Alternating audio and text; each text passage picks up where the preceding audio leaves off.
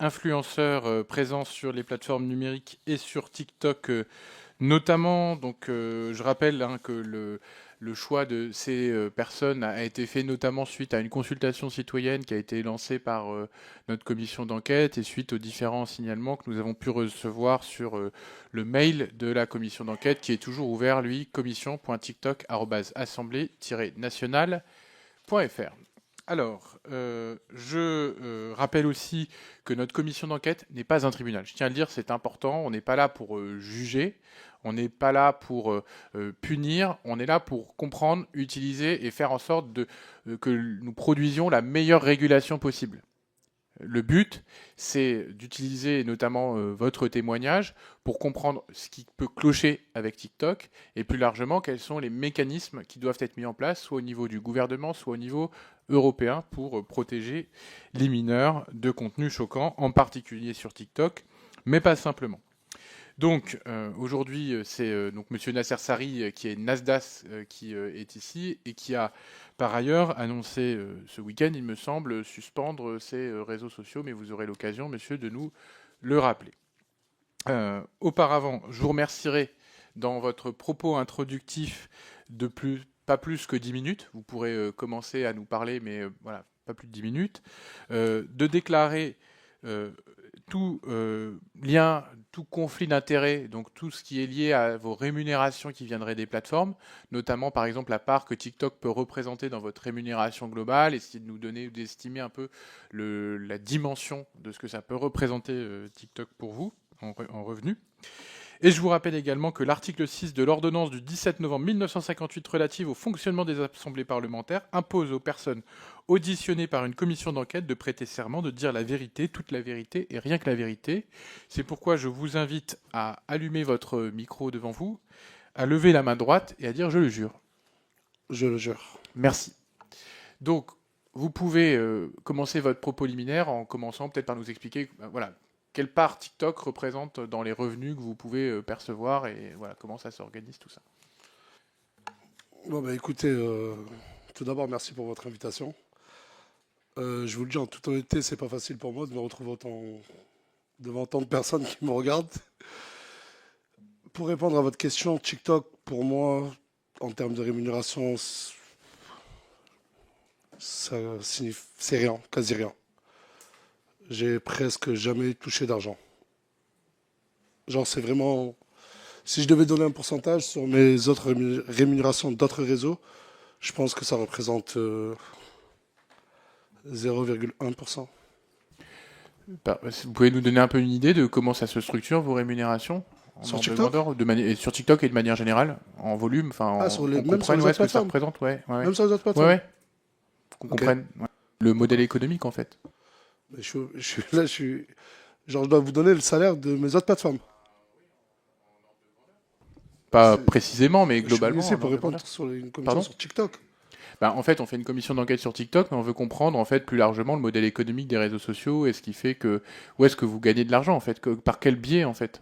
Ah, moi, déjà, je suis pas TikToker, même si j'ai plus de 3,7 millions de followers sur TikTok. Moi, principalement, ma source de revenus, elle vient de Snapchat. C'est un autre réseau. Je gagne mon argent là-bas. Et sur TikTok, comme je vous ai dit, j'en gagne très peu. Ensuite, les plateformes comme Instagram, très très peu aussi. Majoritairement, ça vient de Snapchat. Et c'est pour ça Et qu'aujourd'hui, par quel biais c'est une rémunération à la vue sur Snapchat ou Ah oui, à la vue. ouais, Et aussi dû à mes placements de produits. d'accord. Mais 80% de mes placements de produits aujourd'hui, si ce n'est plus, sont faits de manière. Enfin, c'est gratuit. Je partage beaucoup des commerces de proximité. Sur Snapchat, on a ce qu'on appelle la monétisation. C'est plus on va faire de vues, plus on va faire d'audimat, et plus on va gagner d'argent. Après, permettez-moi de rester transparent sur ça. J'ai le droit. Oui, bien Je sûr. dois vous Ah, vous dire pouvez dire ce que vous voulez. Non, non. Enfin, vous êtes libre. Non, Hein. mais dites-moi. Vous êtes libre de dire tout ce que vous Et voulez. sur TikTok, je sais que c'est des vidéos de plus d'une minute qui sont rémunérées. Je suis désolé, je préfère vous prévenir directement. Je ne suis pas du tout un expert de TikTok. J'ai des millions de followers dessus, sur la plateforme, mais je ne suis pas un expert de TikTok.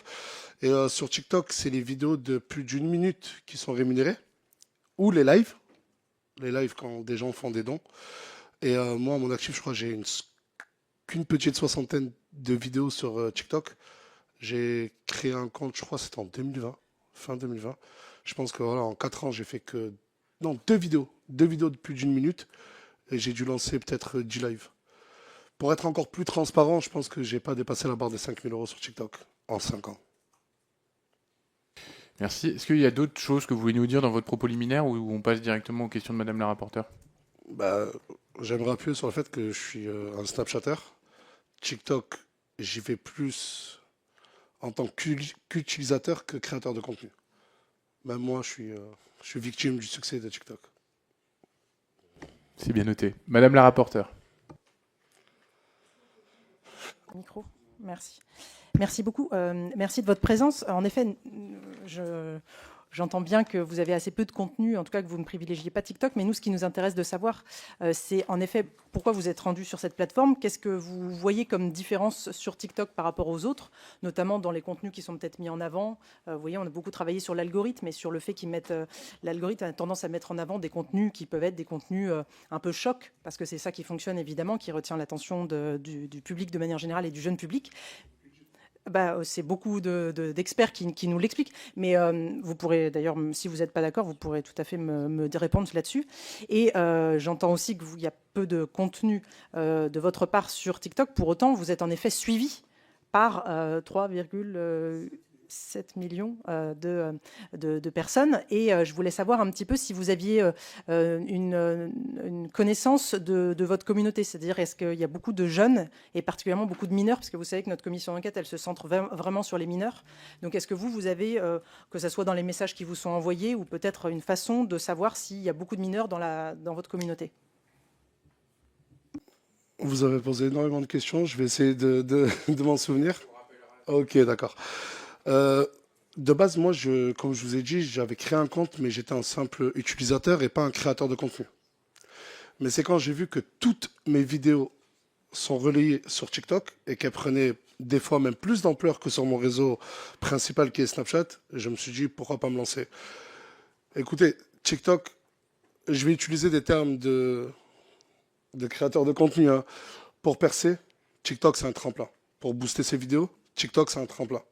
Pour gagner en visibilité et en autorité, ça serait mentir de dire que le réseau principal aujourd'hui, pour avoir plus d'audimat, c'est TikTok. Et sur TikTok, on a ce qu'on appelle des comptes rediff. C'est des comptes qui prennent la création de contenu de plein d'influenceurs, plein de créateurs de contenu, et qui les postent. Et quand je voyais que mes vidéos faisaient des millions de vues à travers ces vidéos, je me suis dit, écoute, je me suis dit, vaut mieux que je me lance, et je me suis lancé. Et ensuite, j'ai obtenu l'assertif. Et voilà, je suis devenu créateur de contenu sur TikTok, mais j'ai posté qu'une 60aine de vidéos. Sur les jeunes, écoutez, je vais être en totale transparence avec vous. Je vais vous dire que je n'ai pas réussi à regarder le nombre de mineurs qui me regardent. En fait, je ne l'ai pas vérifié, mais c'est Hugo Décrypte dans la même commission qui le dit. Et j'ai regardé quand il est passé. Mais après, oui, ça se voit qu'il y a énormément de jeunes. L'écriture, la manière d'écrire, les commentaires, on voit bien que c'est un gamin de 14 ans ou 15 ans qui a écrit.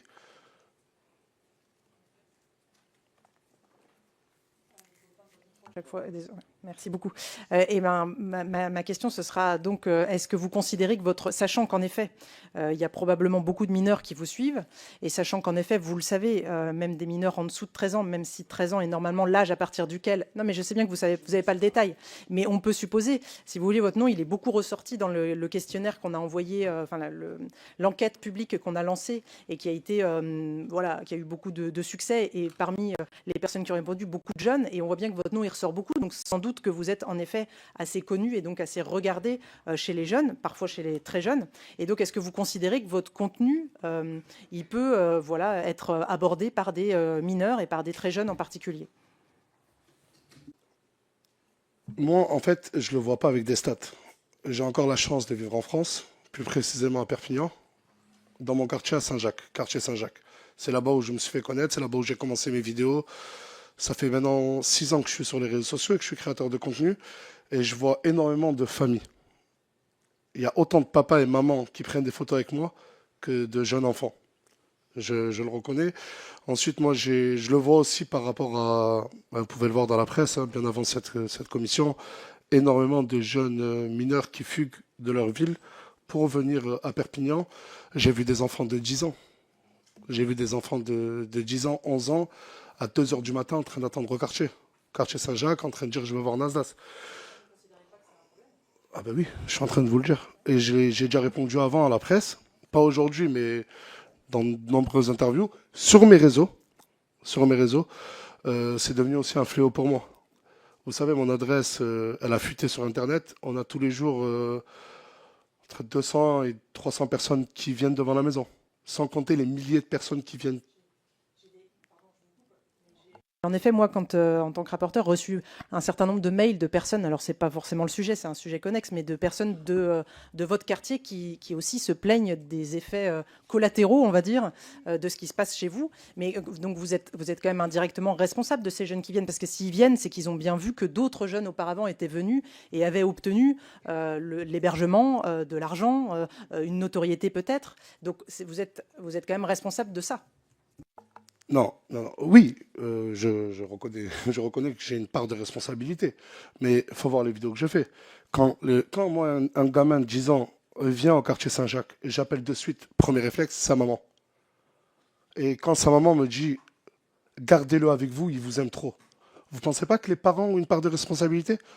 Écoutez, je vous ai beaucoup écouté, enfin très peu, pour vrai dire, je vous ai pas... Juste là, avant de venir, je vous ai regardé, mais j'ai l'impression qu'on parle très peu des responsabilités des parents. Vous savez, moi je suis papa aujourd'hui, ça fait 1 an que mon fils est né. Je pense que si mon fils, à l'âge de ses 15 ans, il va aller voir une star, une personne influente, je ne le laisserai pas. Je suis tombé, et je le jure, j'ai juré, j'ai fait serment, je ne peux que dire la vérité. Je suis tombé sur des cas par centaines où des parents me disent garde-le. Est-ce que vous trouvez ça normal? Et oui, j'ai cette part de responsabilité, je filme. Mais il faut voir ensuite la morale. Il y a toujours une morale dans les vidéos. Je dis, je le redis, et vous pouvez aller vérifier. Arrêtez. Ne venez pas. Arrêtez de croire au rêve Nasdaq. Et parmi les personnes, j'ai pris les personnes. Écoutez, je viens d'un quartier, c'est un des quartiers les plus pauvres de France. Laisser une gamine, je ne sais pas moi, de 17, 18 ans, à 3 heures du matin au quartier, sa mère me supplie de l'héberger et demain de lui prendre un train, je le fais. Et j'appelle les parents et je demande si ça peut servir comme exemple. J'ai ce côté généreux-là, avec ou sans réseaux sociaux. Vous savez, moi j'ai commencé, j'étais gardien d'immeuble. Je touchais un peu moins de 1200 euros le mois. Et vous pouvez aller demander au sein de mon quartier, je redistribuais déjà mon argent, j'aidais déjà les gens de mon quartier.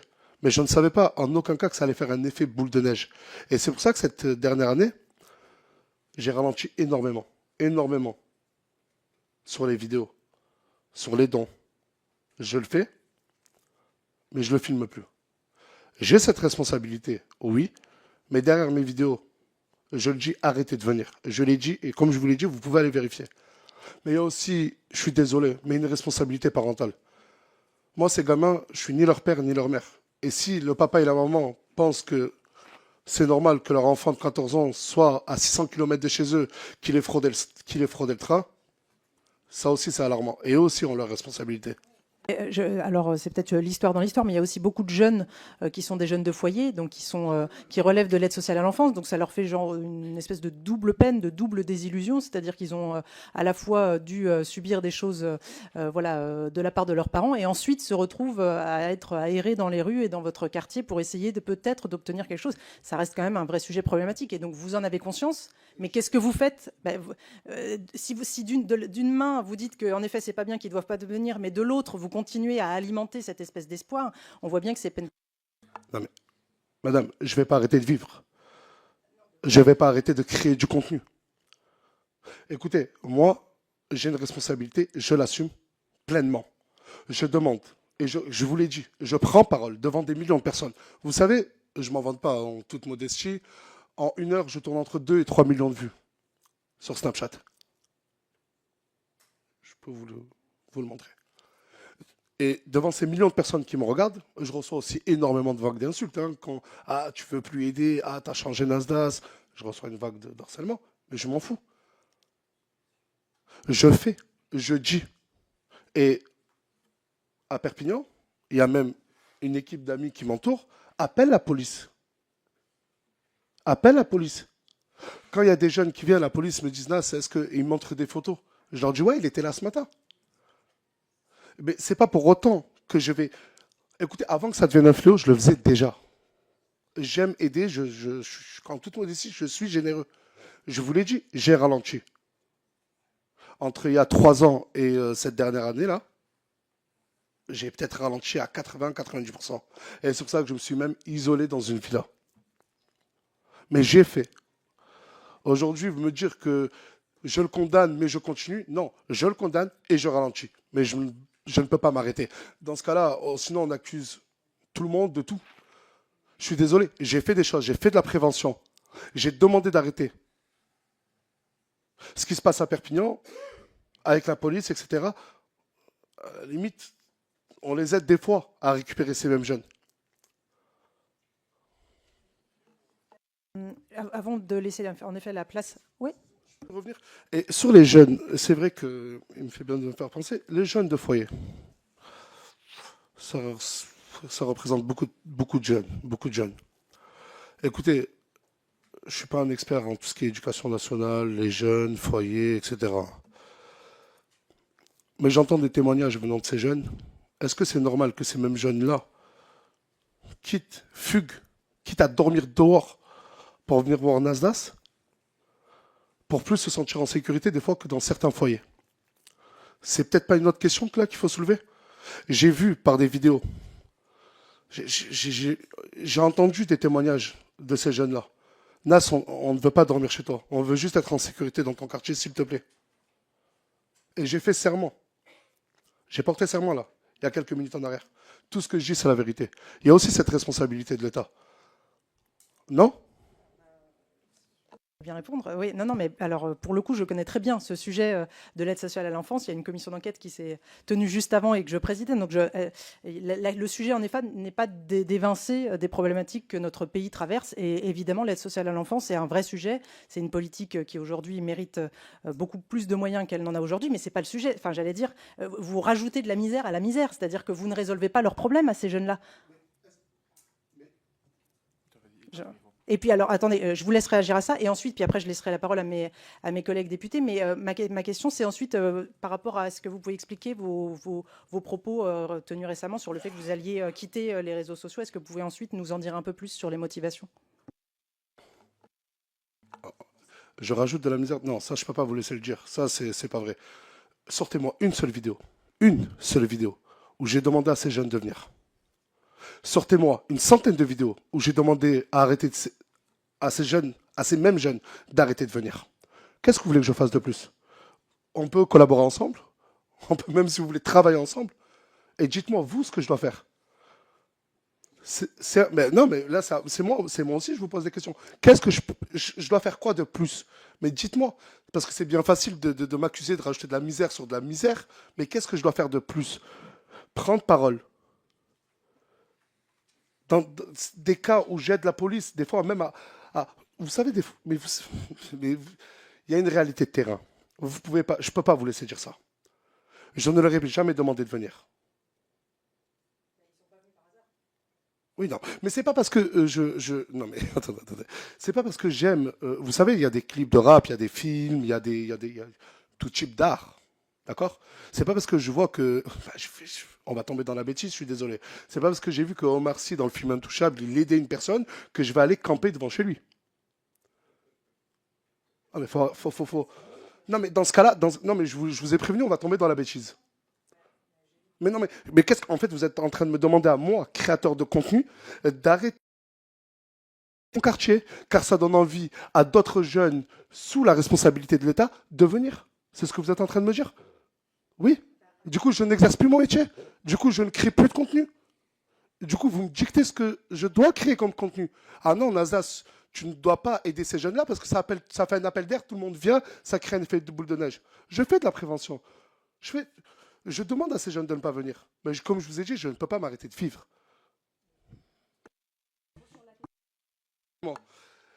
Et l'année dernière, au mois de juin, pareil, identique, j'avais fait une pause de... Vous savez, moi, ça fait 6 ans que je suis sur les réseaux sociaux. Et c'est pas facile.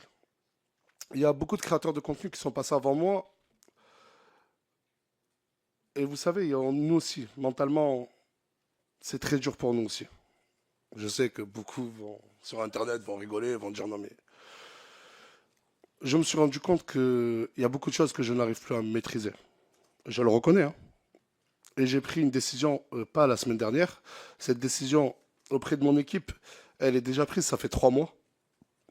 Avant même que je sache, parce que j'ai vu que sur Internet, beaucoup disaient que j'arrêtais parce que j'ai entendu que j'étais convoqué à la commission d'enquête. C'est pas vrai du tout. J'ai une vie de famille. Et aujourd'hui, tout créateur de contenu. Et je vais vous demander de vraiment... Nous aussi, notre santé mentale, elle est impactée.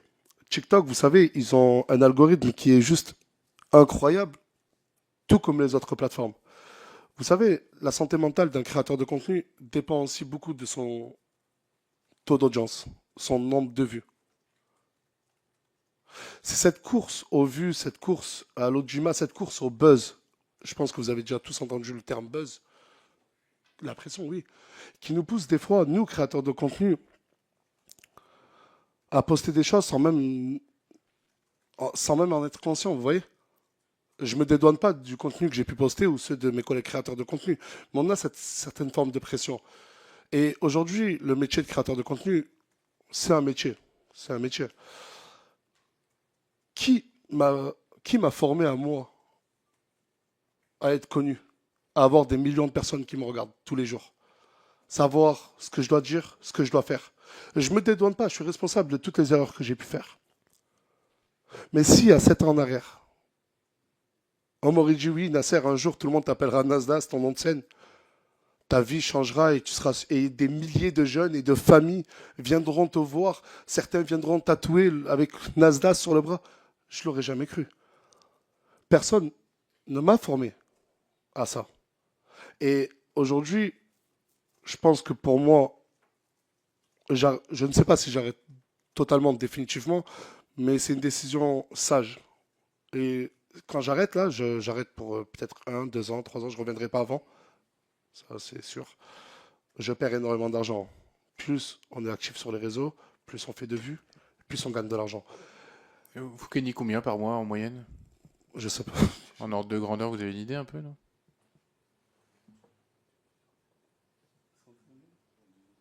Bah, après, c'est un chiffre d'affaires. Ouais. Ça ne vient pas dans ma poche. Mais en CA, en chiffre d'affaires, ouais, on est à des centaines de milliers d'euros. Des centaines? Ouais, Quelques centaines. ouais, Et vous? Moi, le salaire net d'un député, après impôt, c'est à peu près 5 000 euros. Ouais. Et puis j'ai vu à l'extérieur et j'étais étonné, vous avez des chauffeurs. Alors, c'est des chauffeurs partagés. Il y en a une dizaine pour toute l'Assemblée qui font uniquement Non, mais de la c'est pas un dépose. défaut, c'est pas un Non, mais défaut, c'est pas une accusation. je vous annonce, comme ça vous saurez. Voilà, il y a, Je l'ai vu, j'ai posé la question il et y a on une m'a dit que dizaine c'était de vraiment vos chauffeurs chauffeurs. pour l'Assemblée nationale, mais en fait, pour 577 députés, et ils font de la dépose, mais finalement, voilà, c'est pas nos chauffeurs individuels. Désolé. Mais aujourd'hui, Par contre, on va passer la parole, sauf si vous vouliez dire une dernière chose avant qu'on mais non, passe aux sur ma collègues. pause, j'ai vraiment besoin de prendre du recul, chose que je n'ai pas encore réellement fait, et de savoir ce que je veux et ce que je veux représenter. Au début, Nasdaq, c'était un surnom, mais ça restait quand même moi. Aujourd'hui, Nasdaq, c'est devenu un personnage. Très vite, les créateurs de contenu, on ne sait même plus ce qu'on veut, ce qu'on représente. Et c'est vrai, on tombe dans une tourmente. Et là, je défends aussi ce métier-là de créateur de contenu. Et moi, je dirais qu'il faudrait plus d'encadrement. Pas sévère, pas des punitions, mais ça vous fait sourire, monsieur le député? Ça vous fait sourire? Je vous parle de la santé mentale des créateurs de contenu. Excusez-moi, je vous demande pas de me faire de remarques. Vous êtes ici en audition. Mais vous souriez pendant que je parle. C'est pas une remarque, c'est Excusez-moi, déplaisant pour mais moi. je suis pas, c'est pas par rapport à vous, Ah, d'accord? autant pour moi, Voilà. autant pour moi. Donc je vous remercie de continuer votre propos. Voilà. Ok. Bon, bah écoutez, sans faire. Autant pour moi. Alors, j'avais une demande de Monsieur Dewa.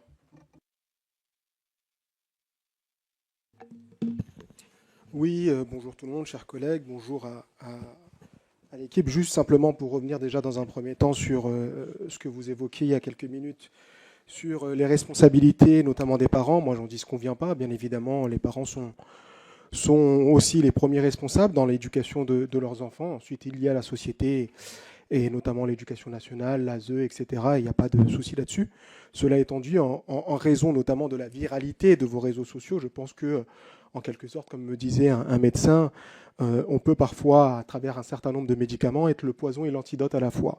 Donc je pense qu'il est, il est quand même important de remettre les choses dans leur bon sens et dans leur contexte. C'est ce qui m'a d'ailleurs amené le 23 avril dernier à saisir l'ARCOM sur différents sujets, et non pas... sur différents sujets, notamment plusieurs publications dans vos contenus. Aujourd'hui, vous êtes l'un des créateurs de contenu les plus suivis sur Snap, avec plus de 9 millions d'abonnés. Et vos vidéos sont massivement relayées, notamment sur TikTok. Votre audience est majoritairement jeune, souvent issue de milieux populaires, parfois même très précaires. À ce titre, votre rôle dépasse largement celui d'un simple divertisseur. Vous êtes devenu une figure d'identification pour toute une génération qui vous observe, vous imite parfois et vous crédite d'une forme d'autorité.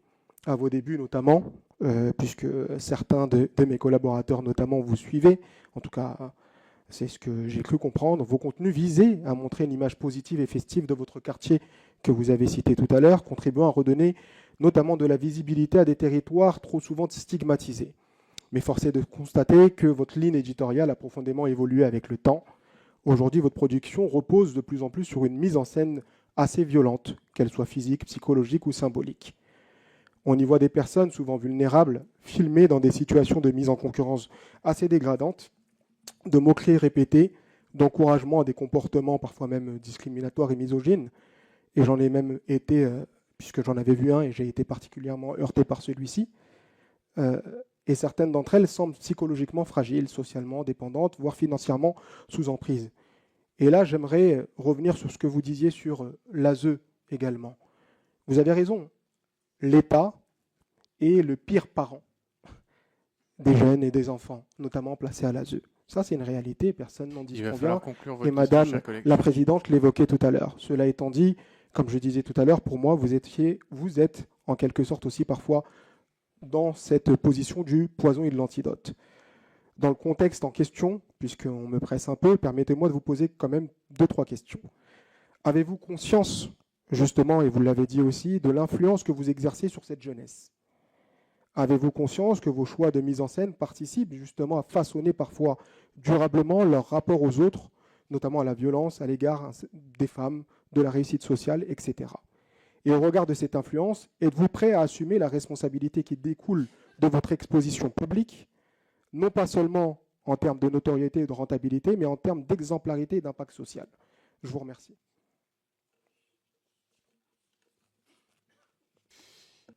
Merci. Je vous laisse répondre. Vous avez parlé énormément longtemps. Et là, alors, est-ce que vous pouvez résumer vos questions en...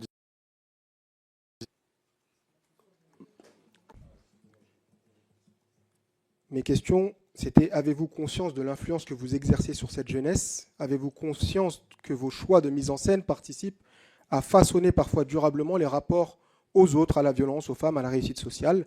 Et enfin, au regard de cette influence, êtes-vous prêt à assumer la responsabilité qui découle de votre exposition publique, non pas seulement en termes de notoriété ou de rentabilité, mais en termes d'exemplarité et d'impact social?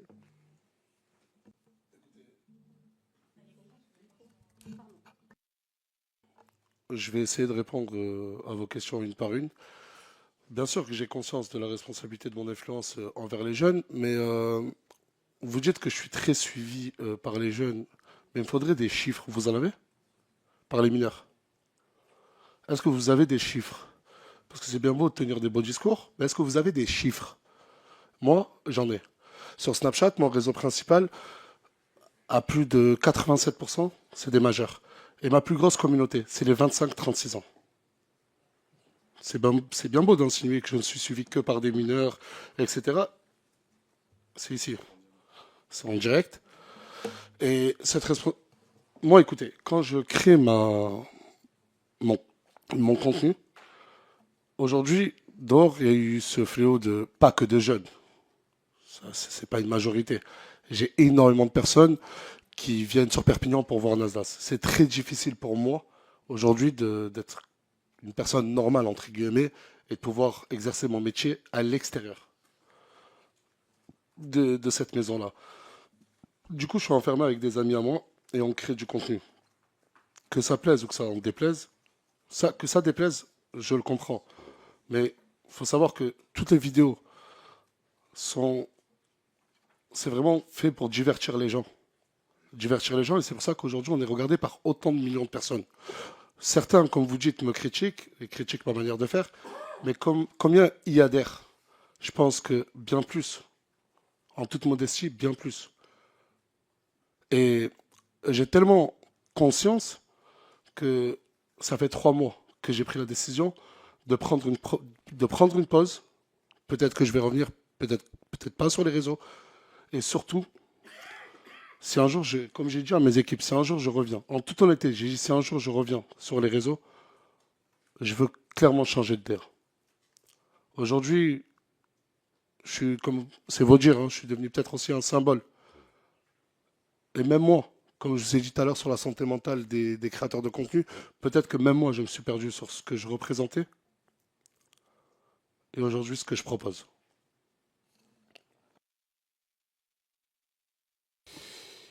Alors, j'avais plusieurs demandes. Monsieur Sauter. Merci monsieur. Vous vous qualifiez vous-même de créateur de contenu et donc c'est bien vous-même qui avez fait ce choix de métier de devenir créateur de contenu. Vous avez évoqué le partage à votre insu, de manière délibérée, de vos créations de contenu que vous faites sur Snapchat, sur d'autres plateformes. Moi, j'aurais souhaité savoir, est-ce que vous avez été en mesure de chiffrer ce nombre de partages de votre création de contenu à ce niveau-là?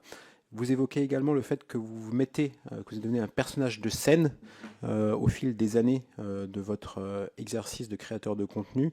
Depuis 7 ans, si j'ai bien compris, où vous créez du contenu sur les différentes plateformes. À quel moment vous êtes-vous rendu compte de l'impact que vous pouvez avoir auprès des jeunes? Je ne parle pas des mineurs parce que je parle auprès des jeunes dans leur globalité. Et avez-vous pris conscience avez-vous une prise de conscience suite à cet impact et avez-vous essayé de changer de contenu ou de changer de propos par rapport à l'impact que vous pouviez avoir chez les jeunes? Juste, désolé, votre première question, vous pouvez la répéter s'il vous plaît? Ma première question vient sur vos contenus qui sont partagés sur la plateforme TikTok. Vous avez indiqué que c'était des contenus que vous créez sur Snapchat, si je ne dis pas d'erreur là-dessus, et qui sont partagés à votre insu là-dessus. Et j'aurais souhaité avoir vos éclaircissements sur ces partages à votre insu sur Snapchat et TikTok. Sur TikTok, il y a des comptes qu'on appelle des comptes rediff. C'est des comptes qui rediffusent, comme je vous ai dit tout à l'heure, pas que mes vidéos à moi, hein, mais toute vidéo virale en fait. Ou même un petit créateur de contenu qui fait peut-être que 5000 vues, il peut voir sa vidéo être prise, être screenée, faire une capture d'écran. Ils font en fait une capture d'écran de notre contenu et ils le repostent directement sur leur compte à eux. Tout simplement. Monsieur, si vous êtes donc créateur de contenu, vous présentez comme vous mettant vous-même en scène sur cette création de contenu, c'est donc de pillage de contenu de la part de TikTok, c'est un vol de votre création artistique. Je ne sais pas si je qualifierais ça comme un vol, mais aujourd'hui c'est devenu normal. Aujourd'hui sur TikTok c'est devenu normal qu'il y ait des comptes rediff.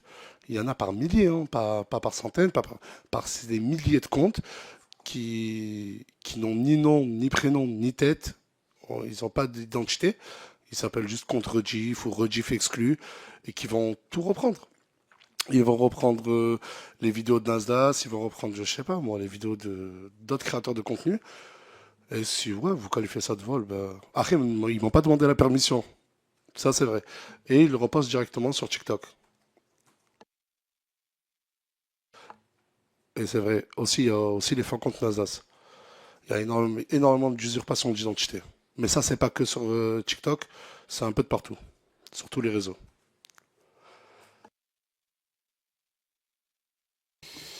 Merci. J'avais Madame Jeuneté à distance.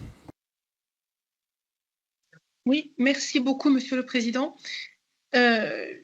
Monsieur, j'ai bien écouté ce que vous avez dit. J'ai entendu dans vos propos d'abord une grande compréhension de mécanismes de fonctionnement des algorithmes des différentes plateformes.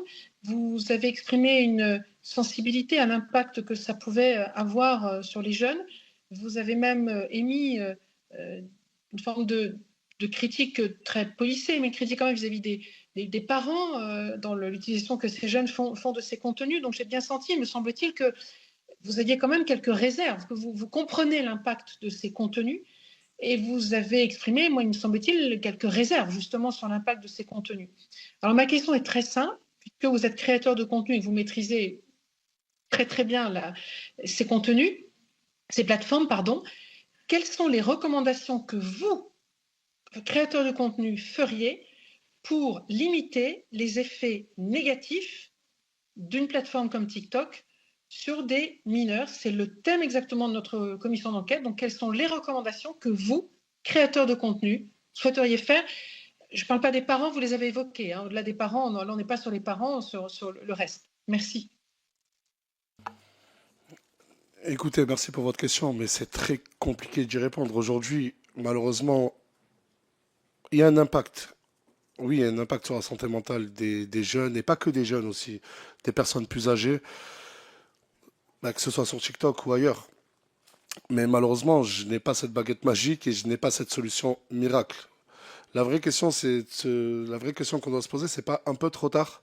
C'est une vraie question qu'on doit se poser.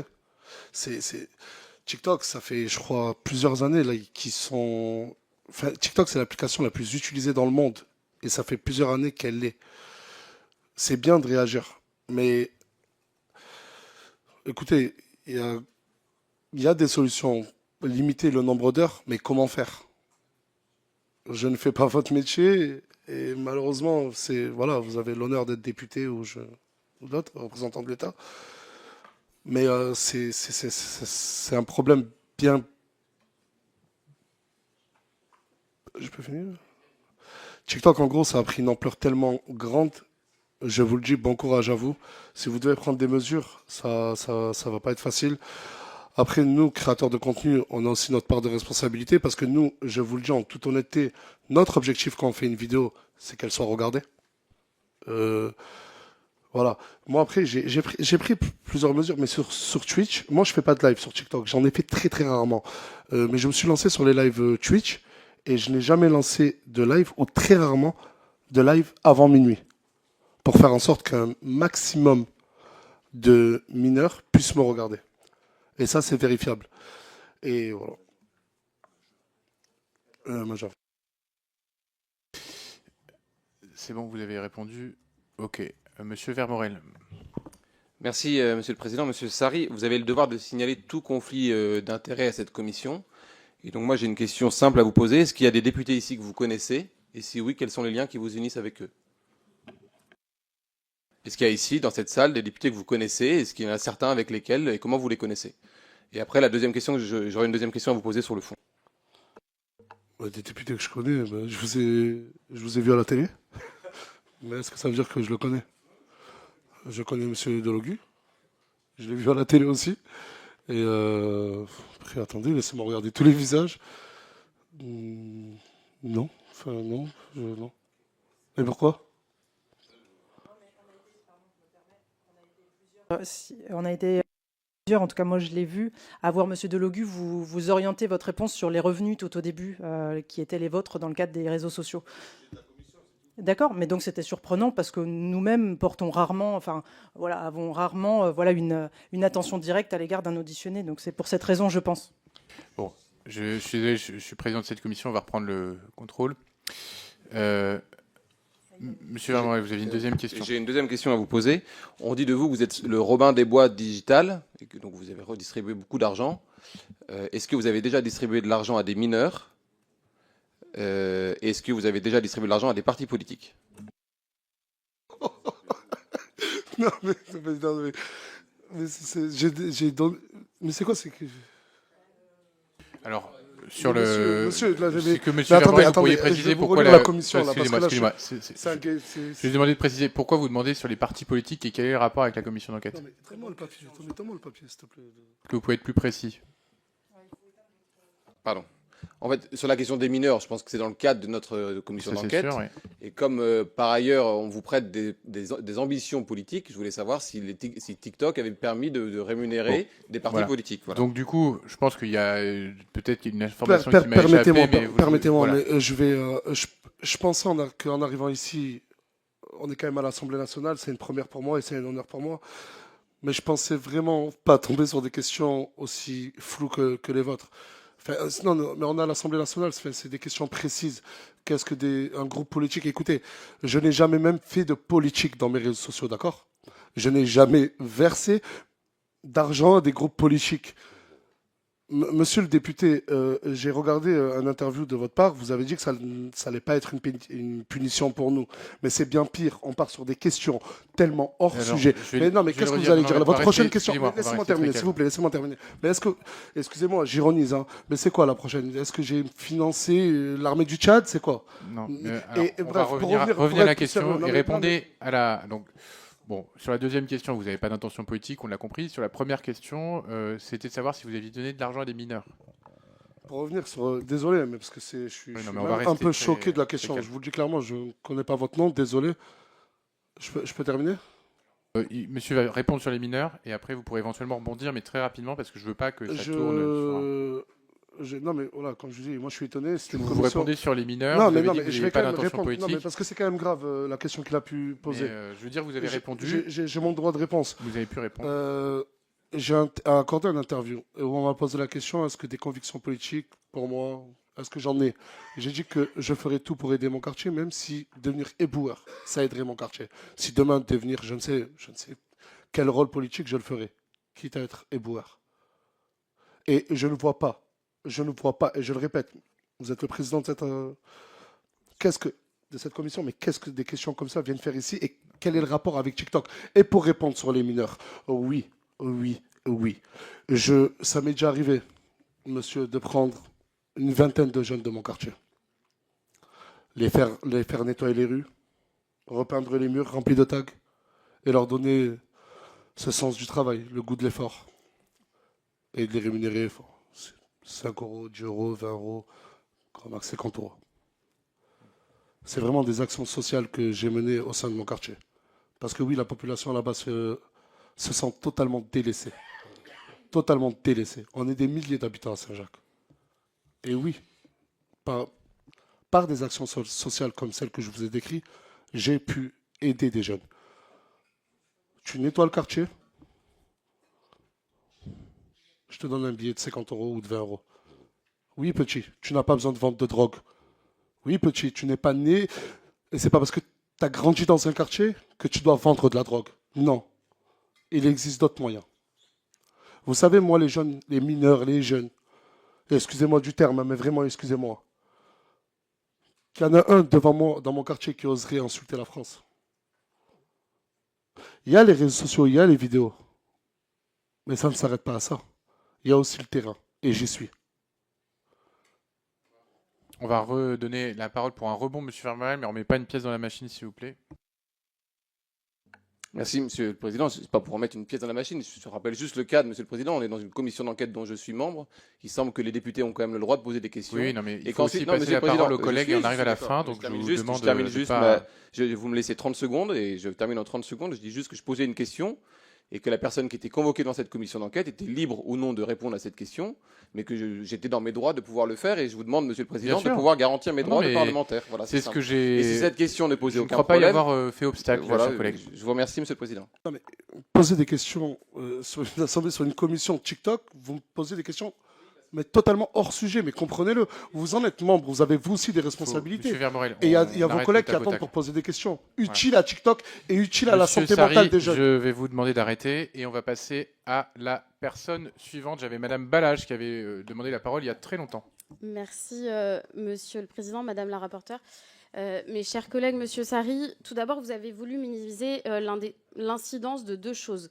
Tout d'abord, l'incidence du réseau TikTok sur vos revenus, mais vous avez oublié de mentionner le fait que TikTok vous sert à capter du public sur Snapchat et par ailleurs que votre compte TikTok est relié à votre compte Snapchat et également à vos lives Twitch. Ça, c'est la première chose que vous avez voulu minimiser. Ensuite, vous nous avez indiqué que vous publiez du contenu, parfois sans prendre conscience de ce que vous publiez, que vous n'êtes pas accompagné. Pourtant, vous avez la possibilité de vous faire accompagner par des avocats, comme vous le faites aujourd'hui, et c'est votre droit, et c'est peut-être même votre responsabilité en tant que personne qui produit du contenu. Alors, depuis plusieurs années, vous publiez du contenu sur les réseaux sociaux, captivant plusieurs millions d'abonnés, comme le ferait une série télé avec des personnages, des intrigues, des rebondissements. Cependant, contrairement à une série télé, vous jouez avec la frontière entre la réalité et la fiction, parfois en brouillant un peu les limites entre ce qui est vrai et ce qui ne l'est pas. Par exemple, vous avez souvent mis en scène des relations amoureuses, réelles ou supposées, dans votre villa, impliquant parfois des mineurs. Je pense notamment à Madame L, qui a été un personnage central pendant plusieurs semaines. Vous et votre communauté, vous l'avez accusée d'être tombée enceinte d'un homme de la villa alors qu'elle était, selon vous-même, largement mineure. Alors cela soulève une question cruciale. Est-ce que vos contenus reflètent uniquement la vérité? Si c'est le cas, entendons-nous bien, nous sommes là alors confrontés à des actes souvent pénalement répréhensibles, tels que des menaces au couteau, des actes de racisme, du harcèlement, de l'exploitation, du détournement de mineurs ou des violences conjugales que vous avez diffusées sur vos réseaux sociaux. Par ailleurs, il est essentiel de considérer les effets psychologiques sur les mineurs exposés à ce contenu, qui peuvent subir des influences néfastes, une normalisation de comportements inappropriés, une perturbation de leur compréhension des relations saines et de la réalité. Ma question est donc simple, elle est la suivante. Vos contenus sont-ils mis en scène, ce qui pourrait remettre en question vos choix éditoriaux, le manque de transparence de votre démarche et vous exposer à des critiques pour avoir largement outrepassé le règlement des réseaux sociaux? Et dans ce cas, il faudrait modérer ou classifier votre contenu pour l'empêcher d'atteindre un jeune public. Ou bien montrez-vous la réalité de ce qui se passe dans votre villa, vous confrontant alors à des actes pénalement répréhensibles. Elle n'est pas floue, ma question. Est-ce que c'est vrai ou est-ce que c'est mis en scène?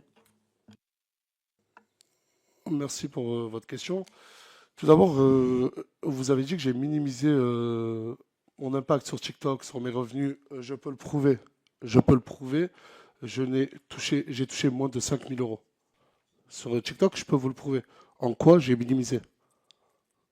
Et pour revenir sur Madame L, c'est ce que vous avez dit? Je ne connais pas, c'est qui? Vous pouvez couper. Leïla, qui a été accusée d'être... Non, pas Léa, là c'est moi. Leïla, qui a été accusée, ou en tout cas, c'est un personnage, c'est Leyna, Leyna. Mais je ne voulais pas citer son nom parce que ma question, elle ne pose pas sur cet épisode, elle ne repose en réalité que sur une chose, est-ce que vos contenus sont réels ou est-ce qu'il s'agit de mise en scène? S'ils sont réels, il y a des actes pénalement répréhensibles qui sont à l'intérieur. Si c'est mis en scène, alors vous devez la transparence de votre démarche, non seulement à votre communauté, mais aussi aux plateformes de contenu. Juste avant votre question, vous m'avez accusé, moi et des amis à moi, d'avoir mis en scène, d'avoir dit à Leyna, tu as fait semblant d'être... Enfin, nous, on lui a supposé qu'elle était enceinte, c'est ça? J'ai pas compris. C'est elle-même qui est venue. Vous savez, elle, j'ai un droit à l'image, j'ai sa grand-mère qui est sa tutelle. J'ai le droit de la filmer comme elle a le droit de me filmer. Et c'est elle-même qui est venue avec des tests de grossesse et qui est venue et qui a dit « Oui, Nasser, je suis enceinte. » À 16 ans, à 17 ans ou... Oui, elle nous avait menti. Ce qui avait fait scandale aussi sur les réseaux. Non, mais je réponds à votre accusation.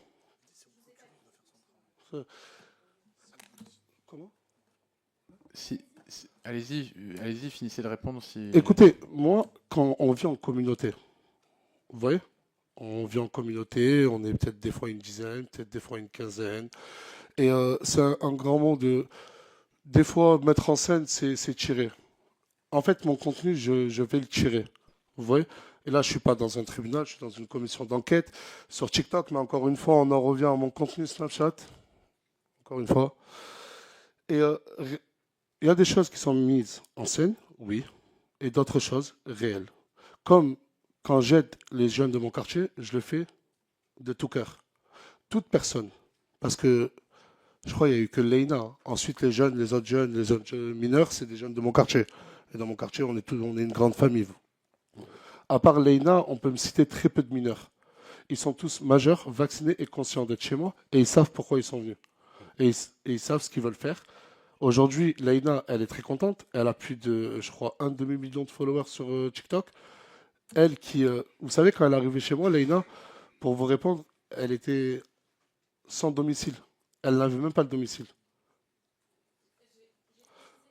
Ouais, mais je vous ai répondu. Il y a des, vous m'avez demandé si c'était la réalité ou si c'était mise en scène. Je vais vous donner un autre exemple. Quand Djibril il jette son téléphone sur sa compagne, qui est un acte de violence conjugale, est-ce que c'est mis en scène ou est-ce que c'est la réalité? Sur Djibril, il se chahute vraiment. Ah oui, non, mais je vous parle pas de cette scène-là, je vous parle au quotidien, au quotidien. Et je savais que dans cette commission, on allait me ressortir cette scène-là qui a beaucoup tourné sur Twitter. Apparemment, les députés passent beaucoup de temps sur Twitter à regarder les vidéos de certains internautes. Cette scène-là, oui, elle a été surjouée, je vous le dis clairement. Beaucoup sur Internet diront que j'ai dit ça pour défendre Djibril. D'autres diront, ouais, il essaye de cacher la vérité. Non, à l'heure actuelle, Djibril et Inès sont ensemble. Et il est hors de question que sous mon toit, sous ma responsabilité, il se passe quelque chose comme ça, et avec ma conscience, le filmer et le poster. Je sais quand même ce que je fais, je suis quand même responsable de mon contenu, et je ne vais pas m'envoyer à l'abattoir. Ok. Madame Balache, c'est bon, vous aviez eu votre réponse. Monsieur Vogetta, et après Monsieur Nuret. Merci. Monsieur Sarri, ouais, je suis ici. Non. Merci d'être ici et de répondre à nos questions. Effectivement, ce qu'on essaye, nous, de faire, c'est de comprendre les mécaniques. Et je vous suis pas, je vous connais pas. Alors, non, monsieur, s'il vous plaît, monsieur Sarri, pas de dénigrement. Vous écoutez les questions des parlementaires. Je vous demande, s'il vous plaît. Alors, monsieur Sarri, je ne vous connaissais pas jusqu'à aujourd'hui. Moi, j'avoue que je ne vous ai jamais vu sur les réseaux. Mais en revanche, en vous écoutant aujourd'hui, on sent que vous comprenez que vous avez une influence certaine sur les mineurs en particulier, puisqu'on en a parlé en particulier au début de votre intervention. Donc, ma première question, c'est si vous aviez la capacité, en appuyant sur un bouton, d'exclure de votre audience les mineurs qui ont moins un âge déterminé, 13 ans, 15 ans, 18 ans, est-ce que vous le feriez et quel âge serait le bon âge pour vous à partir duquel une personne devrait pouvoir regarder vos contenus? Première question. Deuxième question, sur les placements de produits, on n'en a pas parlé, mais ça fait aussi partie de vos revenus, j'imagine. Et j'ai vu par contre passer notamment une association de victimes de l'influence qui dit que parfois dans le passé, vous avez pu avoir certains placements de produits qui étaient problématiques, avec notamment des maillots de foot Ligue des Champions 2025 qui n'auraient pas été arrivés. Est-ce que vous êtes conscient éventuellement de certains problèmes avec des placements de produits que vous avez pu faire dans le passé? D'accord. Est-ce que vous êtes conscient de ces problèmes? Est-ce que vous connaissez les termes de la loi influenceur qui veut protéger les consommateurs? Et est-ce que vous l'appliquez au quotidien de vos placements de produits? Donc, c'est deux questions. Merci. Un âge parfait pour moi, pour mon Ojima, c'est tellement vaste. Minimum. C'est même pas que pour regarder mon contenu, mais même pour avoir des applications telles que Snapchat, TikTok, YouTube, parce qu'on retrouve de tout partout, dans n'importe quelle plateforme. Mais je dirais un âge minimum, déjà juste pour avoir TikTok, je me baserais sur 14 ans. 14 ans. En tout cas, moi, je vous parle de moi, mon fils. Moi, mon fils, je sais que peut-être après ses 15 ans, il pourra utiliser TikTok, mais pas avant. Après, peut-être que je ne suis pas encore un bon papa, il n'a que 1 an. Mais c'est vrai que si on parle de ma vie privée, j'ai un enfant, c'est un parfait exemple. Je ne le laisserai pas. Parce qu'après, il ne faut pas punir tous les jeunes. Aujourd'hui, TikTok, c'est aussi un endroit pour se relaxer. TikTok, on y va pour se relaxer. Ça a été créé pour quoi? Pour qu'on puisse scroller sur le fil d'actualité, regarder des vidéos, qu'elles soient de tout type. Il n'y a pas que des vidéos problématiques sur TikTok. Je ne suis en aucun cas l'avocat de TikTok, je préfère le dire. Mais sur TikTok, on voit aussi des vidéos où on apprend quand même pas mal de choses. Moi, je pense que c'est plus une question d'algorithme pour les jeunes, plus les ramener vers un contenu, on va dire, éducatif. Après, l'âge, si on interdit à ces jeunes-là TikTok, je sais qu'ils sont omniprésents. Après, je sais que l'ancien Premier ministre a fait une proposition de loi ou va faire une proposition de loi pour les interdire au moins de 15 ans. Après, voilà, je ne suis ni Premier ministre, ni député. Et un âge parfait, ouais, je dirais 15 ans, peut-être 15 ans, 15 ans et demi, et centrer un algorithme. Après, sur mon contenu à moi, pareil. Pareil, c'est, je dirais, de 15-16 ans à largement plus. Mais aujourd'hui, après, moi, c'est une vraie question que je me pose. Vous savez que je peux aller sur TikTok ou sur d'autres applications, créer un compte et mentir sur mon âge. J'en ai 29, je peux dire que j'en ai 69. Non, mais c'est une réalité, ça aussi. C'est une réalité. Et peut-être être plus précis quand tu rends l'inscription. Je ne sais pas comment, je n'ai pas la solution. Je ne vais pas vous dire qu'il faut donner des pièces d'identité à TikTok. Je ne sais pas comment faire, mais être plus prévoyant sur ça. Et la deuxième question, c'était moi, il faut savoir que, pour revenir encore une fois sur mes rémunérations, moi, elles proviennent des plateformes directement et non des placements de produits. Les placements de produits, ça doit représenter... excusez-moi, j'ai cru que vous voulez parler. Ça représente même pas, je sais pas, on me demande de sortir des chiffres, mais là, je dirais même pas 5 à 8%. Comme je vous ai dit, j'en fais énormément. Un placement de produit, c'est pas obligatoire, c'est pas obligé. On peut le faire gratuitement et j'en fais énormément gratuitement. Comme l'a dit votre confrère, on m'appelait le Robin des Bois modernes. Si demain vous venez me voir, vous me dites que vous avez une boulangerie, j'aime bien votre pain, j'y vais, je fais un placement de produit. Sur les maillots de foot, Dieu merci, on sort cet exemple-là, c'est un problème qui a été réglé. Je fais des millions de vues. C'est une personne qui s'est lancée dans la vente de maillots, une société, etc. Et à vrai dire, il ne s'y attendait pas à un tel taux de commandes. Il y a énormément de livraisons reçues. Et et je sais que tout le monde a reçu un mail avec maintenant un suivi et tous les maillots vont être reçus. Et bien sûr, il y a des lois. Nous, les créateurs de contenu, on les applique. Le hashtag publicité à chacune, même qu'elle soit gratuite. Hein. Si demain, je partage, je ne sais pas, moi, votre boulangerie, je vais quand même mettre le hashtag publicité pour bien montrer à ma communauté que je suis en train de faire un placement de produit. Ok, merci de préciser ça, parce que c'est vrai qu'avec Stéphane Vogetta, on est très attentif, puisqu'on est tous les deux les auteurs de la loi sur l'influence commerciale, en fait. Voilà, c'est nous qui avons fait la loi sur le... Voilà, donc je vous apprends ça, mais je vous apprends peut-être aussi, et je le précise quand même, que les jeux concours, les cartes bancaires, les placements financiers, tout ça est strictement interdit et régulé. Voilà, depuis au moins 2 ans. Voilà. D'accord.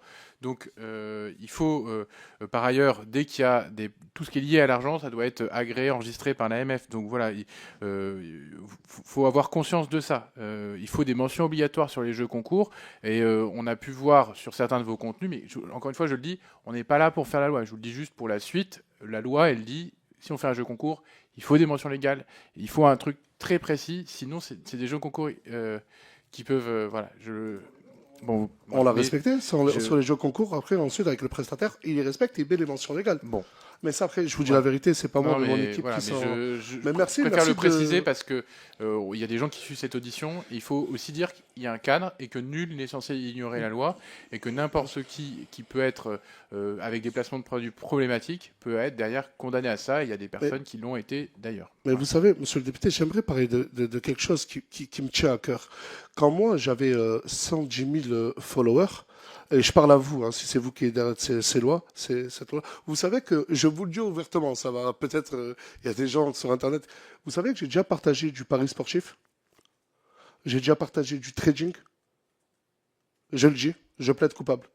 Vous savez qu'il y a beaucoup de familles qui sont venues, qui m'ont dit, Nas, mais on t'a fait confiance, et on a tout perdu dans le trading, des plans financiers. Je vous le dis, dans cette commission d'enquête, personne m'en a posé la question, et je l'admets. Mais et c'est là où j'aimerais revenir, c'est... J'avais 100 000 followers. C'était mes tout premiers mois en tant que créateur de contenu. J'avais démissionné. Je venais juste de démissionner en tant que gardien d'immeuble. Désolé. Et j'aimerais parler de ces pseudo-agences. Je ne sais pas si vous... Et il y en a tellement. Moi, j'arrête. Je me retire. Mais j'aimerais aussi tellement, mais tellement protéger aussi ces créateurs de contenu de ces agences qui viennent en costard, qui nous expliquent qu'ils connaissent très bien la loi, et qui viennent avec un beau discours, et qui, ces gens-là, m'ont fait à moi partager. Nul n'est censé ignorer la loi. Mais quand vous avez 22 ans et d'un coup des centaines de milliers de followers, et vous avez ces pseudo-expert qui vient et qui se présente à vous. Vous savez, ces gens-là passent leur temps derrière un ordinateur ou derrière un téléphone à détecter tous les nouveaux talents. Oh là là, lui, il a 80 000 followers, je vais l'approcher, je vais lui faire des placements de produits. À la fin, ça retombe sur le créateur de contenu. Mais pourquoi on ne tape pas sur ces pseudo-agences? Moi, j'ai eu la chance, en deuxième partie de ma carrière, d'avoir une agence très clean, très propre. Mais je vous jure que j'aurais aimé qu'on protège de ces gens-là au début. Pour le coup, avec la loi influenceur, on a aussi responsabilisé les agences et elles sont pénalement co-responsables des contenus qui peuvent être publiés, des contenus problématiques. Je vous en remercie. Et ça, c'est une co-responsabilité marque, agence, influenceur. Donc j'invite vraiment tous ceux qui s'intéressent à ce sujet et ceux qui font des placements de produits à bien prendre connaissance du cadre légal, parce que derrière, en fait, si vous fautez, ça peut être jusqu'à 300 000 € d'amende, 2 ans de prison ou un certain montant du chiffre d'affaires. Alors, j'avais encore une demande de parole de Monsieur Lioré. Merci, Monsieur le Président. Monsieur Sarri, bonjour. Je suis René Lioré, député de la Côte d'Or. Et pour tout vous dire, un candide des réseaux sociaux, parce que Snapchat ou TikTok, je n'y vais pas. Je découvre aujourd'hui vos 3 700 000 followers sur TikTok et 9 millions sur Snapchat. Au-delà de, bien sûr, des gens qui vous suivent, vous avez une particularité, c'est que les gens désirent vous voir. Et ça, c'est pas le cas de tous les influenceurs. J'ai noté au début de notre entretien, vous avez cité un cas, bon, il y en a peut-être d'autres, mais c'est quand même pas la majorité, de jeunes qui quittent la maison à 100 km et les parents qui vous téléphonent pour vous dire gardez-le. D'autres qui viennent dans votre quartier en vous disant ici je suis bien, je suis en sécurité. Ma question, moi, c'est qu'est-ce que vous représentez pour ces gens-là, d'autant qu'il y a des majeurs, hein, vous avez parlé de gens de 25, 30 ans, 35 ans. Qu'est-ce qu'ils attendent de vous? Comment on devient de Nasser Sarri à Nasdaq? Voilà. Et comment vous vous positionnez, vous? Quelle est votre image? Quelle est l'image que vous donnez à ces jeunes? Qu'est-ce qu'ils attendent de vous, en gros? C'est difficile, ma question, mais voilà. Oui. Qu'est-ce que vous apportez qu'ils ne trouvent pas dans leur milieu scolaire, qu'ils ne trouveraient pas dans un club de sport, qu'ils ne trouvent pas dans le milieu familial, dans la famille, enfin, toutes ces structures qui sont là pour encadrer les jeunes, et qu'ils trouveraient chez vous? C'est ça que j'aimerais comprendre pour mieux cerner votre personnalité, en fait. Écoutez, je pense que c'est les personnes qui sont là-bas, eux qui ont regardé mon contenu, ils savent que j'ai filmé mon quartier, que je filme mon quartier. Et vous savez que mon quartier, c'est un petit cocon familial où tout le monde s'aime bien, tout le monde rigole. Et là où j'ai eu mes torts, c'est de montrer que le côté positif de mon quartier. Donc tout le monde croyait qu'en venant, en arrivant là-bas, ça allait être bien au top parce que tout naturellement, j'essaie de cacher le côté néfaste de mon quartier, parce qu'il y en a. Il y a des cons partout. Et ces personnes-là, quand elles viennent, je vous parle à cœur ouvert sur des témoignages, je leur dis, mais pourquoi vous venez me voir? Ils me disent, on veut passer 24 heures avec toi, on veut... Aujourd'hui, c'est malheureux, mais énormément de jeunes, je pense, rêveraient de devenir influenceurs que députés. C'est une réalité. C'est une réalité. Beaucoup de Français, il y a une étude qui est sortie il n'y a pas si longtemps que ça, c'est 1 Français sur 2 ne connaît même pas le député de sa ville. C'est une réalité. Aujourd'hui, être influenceur, vous savez, je ne parle pas de moi dans mon cas personnel, mais beaucoup de créateurs de contenu, beaucoup d'influenceurs sont basés sur Dubaï et montrent ces gratte-ciel et montrent ce mode de vie luxueux. Et moi, comme vous avez dit, je suis accessible. Si on veut voir Nasdaq, on a juste à prendre un train et aller voir Nasdaq. Et quand ils viennent, je le dis clairement pour les jeunes même qui sont au foyer, je représente un symbole de renaissance pour eux, d'une meilleure vie et surtout d'un meilleur avenir. Et c'est là où c'est là où je le regrette. Je le regrette d'avoir fait en sorte, on va dire, indirectement, que ces jeunes-là viennent et croient en moi au lieu de croire en leur étude, croire en leurs parents, en leur éducation. Mais c'était pas voulu en fait. Moi, je voulais juste montrer une bonne image de moi-même et de mon quartier. Et à la fin, ça s'est transformé en fléau de jeunes qui venaient pour me demander clairement, Nasdaq, on veut avoir une meilleure vie. Et je vous le jure que par tous les moyens, et c'est énormément choquant, j'ai pu en aider. Jusqu'à en faire des burn-out, jusqu'à être hospitalisé. Mais j'en ai plus la force et aujourd'hui, c'est pour ça que j'ai pris cette décision il y a 3 mois de prendre du recul et d'arrêter les réseaux sociaux et de revenir avec une meilleure optique. En tout cas, je tenais à vous féliciter pour les lois que vous avez sorties, je n'étais pas au courant. Vous faites avancer le métier et merci à vous. Mieux vaut tard que jamais, on dira. Monsieur Delogu, je crois que vous aviez une question. Merci beaucoup, Monsieur Nasser Sari. Juste au-delà du fait que je pense que vous êtes extrêmement bien apprécié par la population en France, vous êtes quand même aussi beaucoup critiqué, beaucoup montré du doigt. Je sais, les gens, ils ne sont pas à votre place, donc c'est facile de juger quand ils ne sont pas à votre place. Mais j'aurais quand même aimé vous entendre nous donner des exemples sur les mineurs qui sont venus près de chez vous, ce que vous avez fait de façon concrète pour les aider. C'est-à-dire, quand tout à l'heure vous avez expliqué que vous avez eu les parents au téléphone, etc. Donc j'aurais aimé savoir réellement que concrètement ce que vous faites pour ces jeunes. C'est quelque chose qui est valorisant, je pense, pour vous. Et ensuite, le maire qui est donc du Rassemblement national de votre quartier, j'aurais aimé savoir justement si par rapport à cela, c'est-à-dire au fait qu'il y ait des adolescents qui viennent dans votre quartier, s'il a mis par exemple des salles à disposition, des équipes pour pouvoir les recevoir et les renvoyer chez leurs parents, ou est-ce que de la part des services publics, il n'y a eu aucune main tendue. Voilà, ça c'était ma question, mes 2 questions. Merci beaucoup. Pour répondre concernant le maire Louis Alliot de la ville de Perpignan, à ma connaissance, non, il n'a rien mis en place. Et même au contraire, on est déjà passé à la télé quand j'ai essayé de mener des actions sociales pour distribuer des burgers. Même si je n'avais pas fait la demande d'autorisation, il venait une trentaine ou une quarantaine de policiers. Non, on est sur toutes nos actions sociales et sur tout ce fléau de jeunes qui vient. Je me retrouve vraiment seul. Vraiment seul. Heureusement que certains policiers viennent et me tendent la main pour m'aider, pour me dire écoute Nas, si tu as des jeunes mineurs, n'hésite pas à appeler ou à faire le signalement. Mais concernant la politique de la ville, non, je ne reçois aucune aide. Et sur tous les mineurs qui viennent, écoute, moi je vais pas mentir, je vais vous dire la vérité, c'est soit on prévient les autorités compétentes, ou soit c'est une minorité, hein, parce que c'est énormément de cas. Des fois, on a peut-être 80 jeunes qui viennent. Pas mineurs, des fois, c'est à 20 ans, on est encore jeune. Hein. Mais il y a des fois, je les prends, je vais leur acheter une tenue, des habits, je vais leur acheter une paire de chaussures, parce que beaucoup viennent avec des chaussures trouées. C'est une pauvreté incroyable. J'ai pu voir. Je leur achète des habits, je leur fais prendre une douche. Rien de grandiose, hein, mais j'essaie vraiment d'aider. Et aussi des personnes malades. Parce que ça, depuis tout à l'heure, on n'en parle pas, mais j'ai aidé énormément de mineurs qui viennent, par contre, eux, avec leurs parents, où on a pu financer des opérations directement ou indirectement. Mais bon, ça, apparemment, tout le monde a oublié de le dire. Juste, moi, j'ai le regret, j'aurais plus... Bon, je sais que là, on n'a plus le temps, mais j'aurais aimé qu'on parle plus de l'algorithme, TikTok, etc. Je m'étais préparé sur ça. Non, mais on peut prendre un peu de temps. Toutes les questions étaient basées sur Nasdaq. Et j'ai vraiment l'impression que les 45 minutes, ou même plus, n'ont servi à certaines personnes que pour attaquer Nasdaq. Je vais finir mes propos. Ouais, et puis après, on passera. Je vais vous poser des questions. Je sais que... Bon, je ne sais pas si... Il y a eu plus de monde quand c'était Nasdaq. Je ne sais pas si beaucoup sont venus parce que c'était le personnage Nasdaq, ou beaucoup sont venus pour faire avancer les choses. J'ai tous les reproches du monde. On peut tout me faire. Je vous regarde droit dans les yeux et vous avez raison.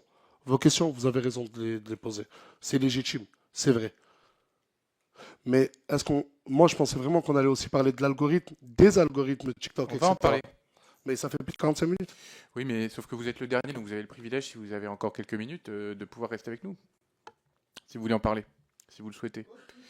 Voilà, donc vous souhaitez reposer une petite question, mais après, je poserai la mienne. Oui, une petite question et surtout une réaction, parce que, en fait, quand je vous écoute, et très sincèrement, il n'y a pas d'offense, il n'y a pas de piège, il n'y a pas de ceci ou cela.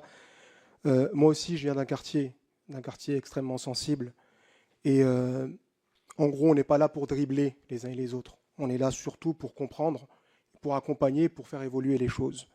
Donc tout à l'heure, c'est la raison pour laquelle je parlais de poison et d'antidote. Bien évidemment, que je ne doute pas du rôle social que vous pouvez avoir dans les quartiers, et notamment à Perpignan, c'est là d'où vous venez, et il y a beaucoup de choses que vous avez fait sur place, et j'en disconviens absolument pas, et mes collègues, c'est la même chose.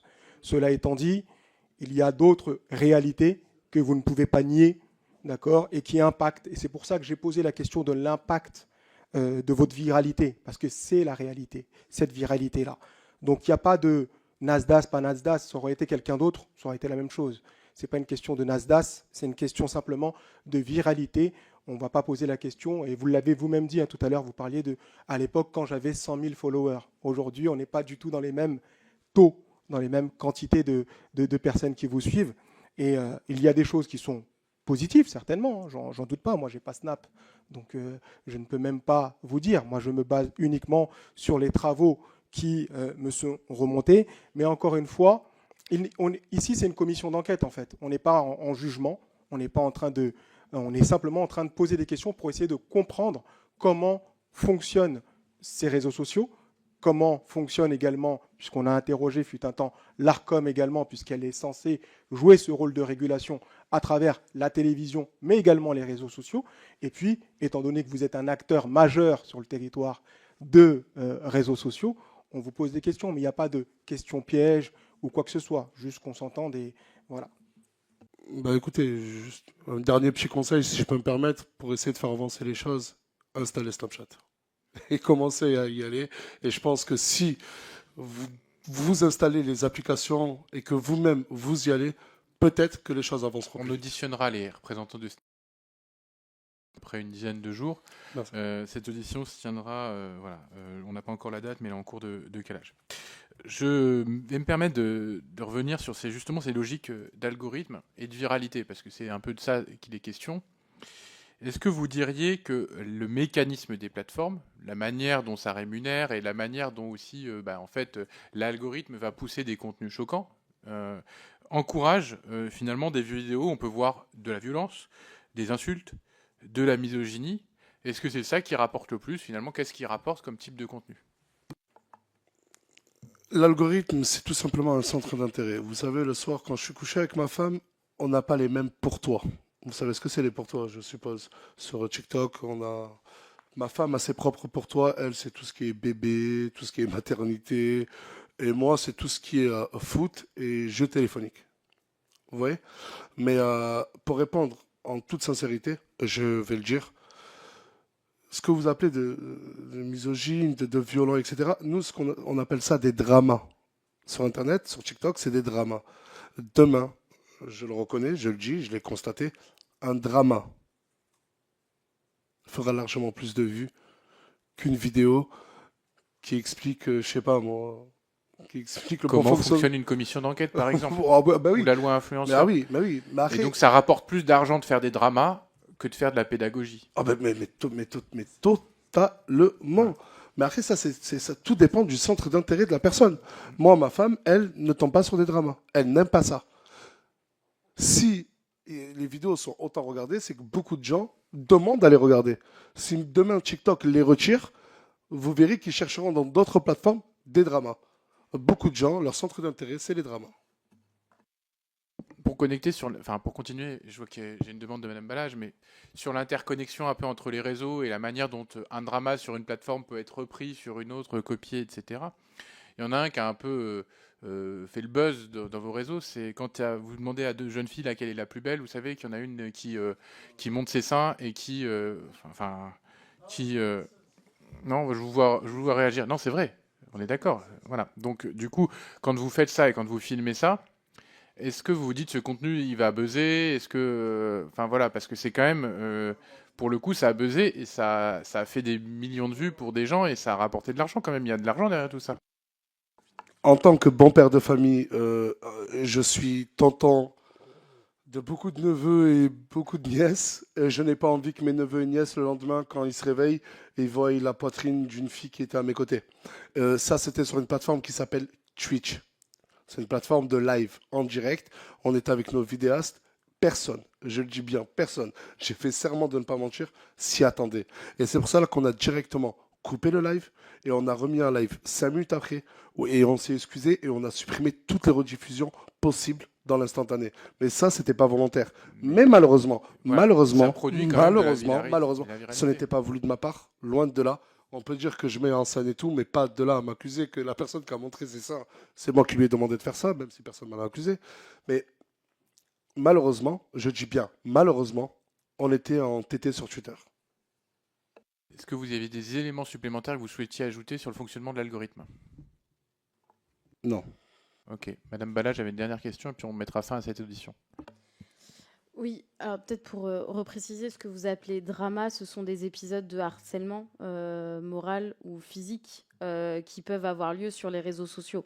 Quand on parle de personnes qui présentent plusieurs vulnérabilités, je ne parle pas de simplement vos contenus, mais quand on dit drama, c'est une manière de banaliser des actes de violence physique ou psychologique qui existent sur les réseaux sociaux. Ce ne sont pas des dramas, ce sont la répétition de propos à l'encontre, notamment de personnes qui présentent des vulnérabilités, notamment des jeunes femmes.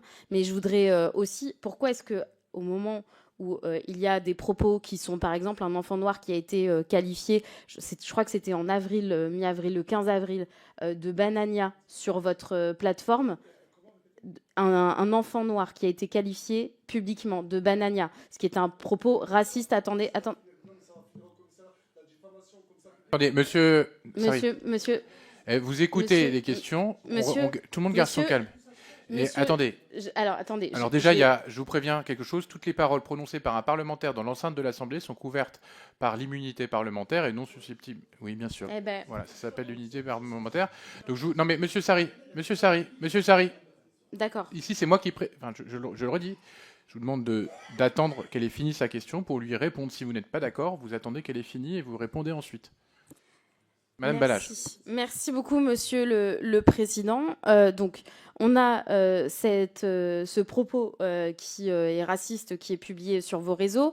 Un autre moment, et là vous parliez tout à l'heure d'une scène le 2 avril sur la plateforme Twitch. Je le rappelle, votre plateforme Twitch qui est interconnectée avec TikTok, etc., notamment vos lives. Donc, vos lives étaient bien sur la plateforme TikTok. Est-ce que, à un moment donné, quand vous êtes dans cette banalisation des processus de harcèlement, notamment à l'encontre de jeunes filles, est-ce que vous vous souciez de la santé mentale des personnes qui interviennent, que ce soit dans la vraie vie ou dans des mises en scène, des personnes qui interviennent dans la production de vos contenus et également dans les personnes qui peuvent les voir? À travers ce contenu, de ce que vous appelez le drama, qui est en réalité la banalisation de la violence, vous êtes en train de contribuer à la banalisation de cette violence qui a en cours ensuite dans la vie réelle. Vous le faites en réel, mais c'est aussi dans des familles qu'elle peut se produire parce que vous leur donnez une forme d'imprimatur. Vous savez, un couple qui se sépare, c'est un drama. Pas besoin d'avoir un harcèlement. Demain, je ne suis plus avec ma femme, je l'annonce, c'est un drama. Pour moi, la définition d'un drama, désolé si ce n'est pas la bonne, mais si demain je me sépare de ma femme, c'est un drama. Maintenant, je vais... et laissez-moi juste après répondre. Est-ce que vous pouvez, parce que je sais que vous êtes couverts ici, on peut insinuer tout, accuser tout, et vous créez pose des questions, Monsieur Sarri. D'accord. Non, l'accuser, c'était pas une question. Attention. Vous pouvez répéter ce que Fares, le vidéaste, a dit à ce jeune-là? Vous pouvez me le répéter? Il a insulté de Banania, il lui a dit tu es un Banania? Alors, moi, je n'ai pas parlé de ce monsieur dont vous prononcez le nom. Et j'ai évoqué un acte qui s'est déroulé le 15 avril. Je ne vous pose pas la question sur cet acte précisément. De la même manière, je vous demande de ne pas contourner la question qui terminait mon propos. C'était, avez-vous conscience que vous contribuez à la banalisation du harcèlement physique ou psychologique? Vous prenez soin de la santé mentale des personnes qui interviennent dans votre vie là. Ce sont mes deux questions et elles sont simples et je vous demande d'y répondre. Ok. En fait, avant vos questions, vous portez des accusations. Vous dites, j'ai le droit de répondre, j'ai le droit d'être libre de... Vous pouvez être précis. Est-ce que j'ai le droit ou on doit me dicter ce que je dois dire? Non, mais alors moi je vais vous dire, parce que je viens de regarder la vidéo en question. Mais j'ai pas pu placer 4 mots. Non, mais vous allez pouvoir y répondre, mais je dis juste que dans la vidéo, la personne qui est à côté dit ramener un Banania. Voilà. Donc c'est hyper important de remettre les choses dans leur contexte, sinon c'est ça, cette même personne-là qui a subi un harcèlement que vous défendez aujourd'hui. Cette même personne-là. Donc si là, Monsieur le Président n'aurait pas remis les choses à leur place, il aurait peut-être mangé une deuxième vague Il y a d'harcèlement. quand et même de quelqu'un menaces de qui mort. dit ramener un banania avec un Non, petit non, non, garçon mais vous noir. savez ce que c'est. Oui. Vous savez ce que c'est le banania? Alors dites-nous. Ah, vous savez pas? Dites-nous. Peut-être qu'on n'a pas bien Chocolat compris. chaud. En fait, cette personne-là, mais faut regarder la vidéo. Vous l'avez vu la vidéo ou pas? En fait, cette personne-là, c'est un jeune qui s'appelle Amadou, qui est un créateur de contenu avec RFK. Il a 6 ans. Il est adorable. Hein. Et moi, je n'étais pas présent dans la pièce quand ça s'est passé. Comme vous, comme certains peut-être ici, j'ai regardé la rediffusion. D'accord? Je n'étais pas présent. Et quand j'ai regardé la rediffusion, il y avait du champomis, je crois, posé sur la table. Et le petit Amadou voulait en boire. Voulait en boire. Vous voyez, Et lui, il a dit non, c'est comme de l'alcool, ça ressemble à de l'alcool. Il a dit ramenez-lui du bagnagna en parlant du chocolat, qui est aujourd'hui accessible partout à Leclerc. Et il a fait ensuite une vidéo où il s'est excusé, où il a dit qu'il ne connaissait pas le passé, tout comme moi. Je suis pas né avec le... Mais je réagis à ce que vous me dites. Non, mais donc là, on a répondu sur le premier point. On a mis les choses au clair. Madame Monsieur le Balage. Président, Non, mais- excusez-moi de vous couper. Elle porte des accusations. Non, mais J'y en fait- réponds, elle me dit je Oui, vais me mais- mettre des fils. Non, attendez. Mais moi, qui On me va lui protège? redonner Moi, j'ai la- pas d'immunité, moi. Excusez-moi, Monsieur Sarri. On va lui. Vous avez répondu sur le point que vous estimiez devoir préciser sur la question du contenu Très des important, propos. sinon il allait subir un autre Mais, harcèlement. Madame, Je je vous crois le que la dis. question de Madame Balage était plus large que ça, Madame Balage. Je vais la répéter pour la 3e fois. Est-ce que vous avez conscience que votre contenu participe à la banalisation de processus de harcèlement physique ou psychologique? Première partie de la question. Deuxième partie de la question. Comment vous assurez-vous de la bonne santé mentale des participants de votre création de contenu à la villa, que ce soit la réalité ou des mises en scène, comme vous nous l'avez dit tout à l'heure? Écoutez, mon contenu, pour moi, en aucun cas, il incite à l'harcèlement de qui que ce soit. Moi-même, le premier, j'ai subi un harcèlement via mes propres vidéos. Et je peux vous dire que je n'ai pas incité les gens à m'harceler moi-même pour une création de contenu. Donc, je n'incite personne à la harceler, personne. Qu'on soit très clair là-dessus. Et la santé psychologique des personnes majeures qui sont chez moi, tout comme moi, il y a quelque chose qui s'appelle l'amitié. Le soir, qui ça? Qui ça? Mais de quand ça vous parlez-vous? Mais parce que attends, mais il faut être précis. Mais parce que Leïna, elle est partie il y a déjà 4 mois. Si on parle à l'heure actuelle, nous on n'avait que, je crois, Leïna et une autre personne, mais après c'est des petits du quartier. D'accord. Vous devez connaître. Alors, oui.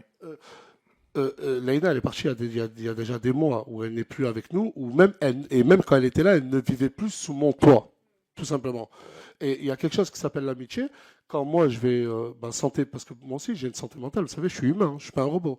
Je suis peut-être un influenceur, mais j'ai moi aussi une santé mentale. Moi aussi, j'ai des burn-out, et moi aussi, peut-être, j'ai des idées noires. Et vous savez, mes amis se soucient de moi, parce que ce n'est pas que des personnages, comme vous dites. On est aussi amis. Et le soir, on essaye tous de se remonter le moral. Donc, est-ce que je contribue à la santé mentale de mes amis qui travaillent avec moi? Oui. Cette jeune fille qui a montré ses seins à la suite de la vidéo sur le live Twitch, ok, ça a fait des millions de vues. Comment est-ce que vous la protégez? Tout simplement, quand Asia, plus précisément, a fait ça, déjà, j'ai essayé de comprendre pourquoi elle a fait ça. Et Asia n'est pas mineure. Vous savez qu'elle n'est pas mineure. Oui, et c'est une femme libre, Asia. Si elle a envie de montrer ses seins, quel homme va lui dire de ne pas le faire? Désolé. J'ai essayé de comprendre pourquoi elle a fait ça. Et ensuite, Asia, pour éloigner l'harcèlement futur qu'elle allait subir, je lui ai conseillé fortement, parce que je lui ai acheté une tablette, de ne plus aller sur TikTok, de ne plus regarder les vidéos, de ne plus regarder les commentaires des gens qui vont l'insulter.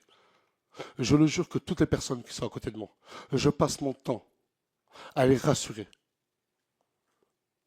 Parce qu'eux-mêmes ont leur propre réseau. Vous savez que ceux qui m'entourent ont aussi leur compte TikTok à des millions de followers. Et des fois, ils subissent un harcèlement dû à leurs propres vidéos qu'eux-mêmes postent sans Alsace. Et on se protège mutuellement, on se rassure et on se dit que c'est rien. Mais je vous jure que on n'incite pas au harcèlement.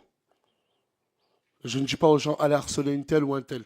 Au contraire, toutes les personnes qui ont même pu cracher sur mon dos sur les réseaux, si vous me connaissez de loin ou de près, je ne leur ai jamais répondu. Et vous savez pourquoi? Parce que je suis conscient des millions de personnes qui m'apprécient. Oui. Alors, ce soir, il y a, si j'ai bien compris, pas mal de personnes qui suivent d'ailleurs cette audition en direct sur des canaux comme Twitch. Hein. Donc, ce qui montre aussi que l'Assemblée, qui a un intérêt pour cette audition. Donc, moi, pour finir, je ne sais pas s'il y a encore des collègues qui ont des questions, mais une question à deux niveaux. Et ça sera la dernière. C'est la dernière. Mais, bien sûr, c'est la dernière question. Vous avez une responsabilité particulière et vous le reconnaissez parce que vous êtes suivi par des millions de personnes, y compris sur TikTok, même si ce n'est pas la plateforme sur laquelle vous tirez le plus de revenus. Est-ce que, d'une part, vous avez un message à passer à ces personnes-là?